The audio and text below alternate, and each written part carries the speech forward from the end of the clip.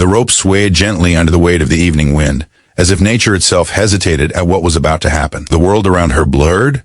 The fields, the distant house, the motorcycle leaning like a silent witness. All she could hear was her heartbeat pounding against her ribs, louder than the echo of memories she'd tried for months to bury. She clutched the small photograph pressed against her chest, her fingers shaking, her breath trembling. She had reached the point where pain felt heavier than life, where hope felt like a lie people repeated to make the darkness seem less real. And in that fragile, terrifying moment, the moment she thought would be her last, a shadow stepped between her and despair. A leather jacket, a rough voice, a stranger who shouldn't have cared but did. And then the impossible words pierced through her numbness.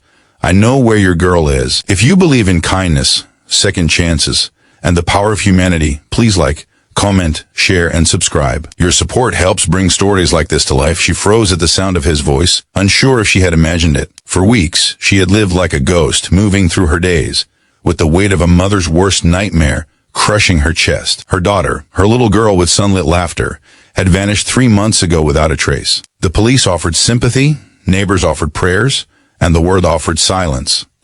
But silence was the cruelest answer of all. It gnawed at her, hollowing her from the inside until survival felt like an unreasonable demand. She had told herself she was strong, but strength has limits. And on this lonely day beneath this old oak tree, she believed hers had run out. But the stranger stood there, steady and unflinching. His haircut was sharp, his expression fierce, and yet his eyes held something she had not seen in a long time: sincerity. He didn't look like a man who lied to desperate mothers.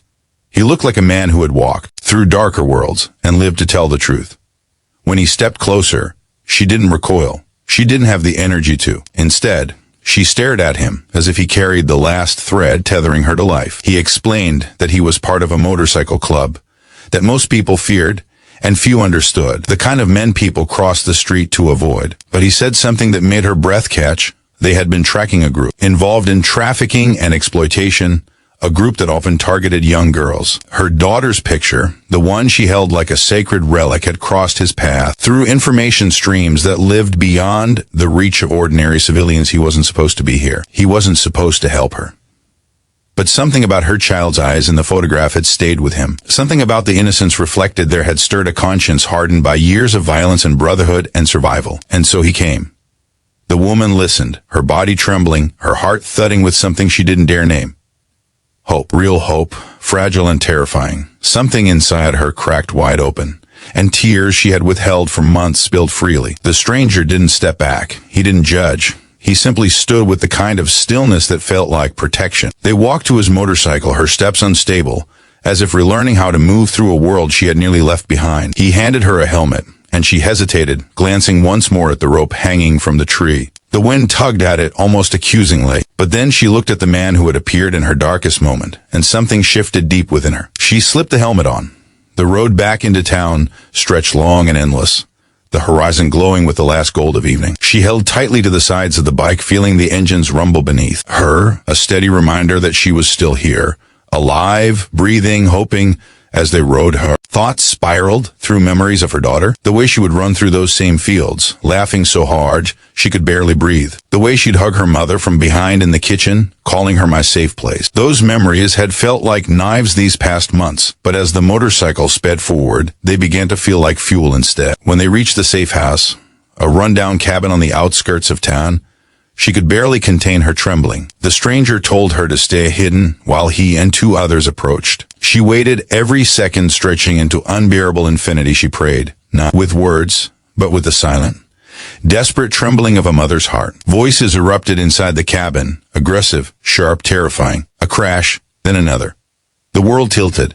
Her breath stopped, and then she heard the most beautiful sound she had ever heard in her life, a girl crying. Not just any girl.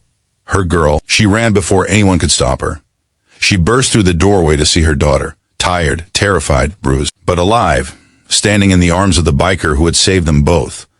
For a moment, the world fell away. The only thing that existed was the reunion no mother should ever be denied. She fell to her knees, pulling her child into her arms with a sob that came from the deepest chambers of her soul. Her daughter clung to her, whispering "Mama" over and over, as if reclaiming her own name for safety. The biker stepped back quietly, giving them space. No need for praise, no desire for credit. Just a man who had chosen to do the right thing in a world that rarely rewarded such choices. When the woman finally looked up at him, tears streaming down her face, he simply nodded. A small, humble acknowledgement that life sometimes needed unlikely heroes. That night changed everything. It reminded her that even in the darkest corners of despair, light can find its way in, sometimes riding on two wheels, wearing leather, and speaking in a voice roughened by the roads he's traveled. She learned that strength isn't the absence of pain, but the decision to keep living beyond it. And she promised herself and her daughter that she would never again stand beneath that tree with a rope in her hand. If this story touched your heart, please like, share, and subscribe. Your engagement helps these life-changing stories reach more people who might need them. Before you go, comment below. Hope always finds a way.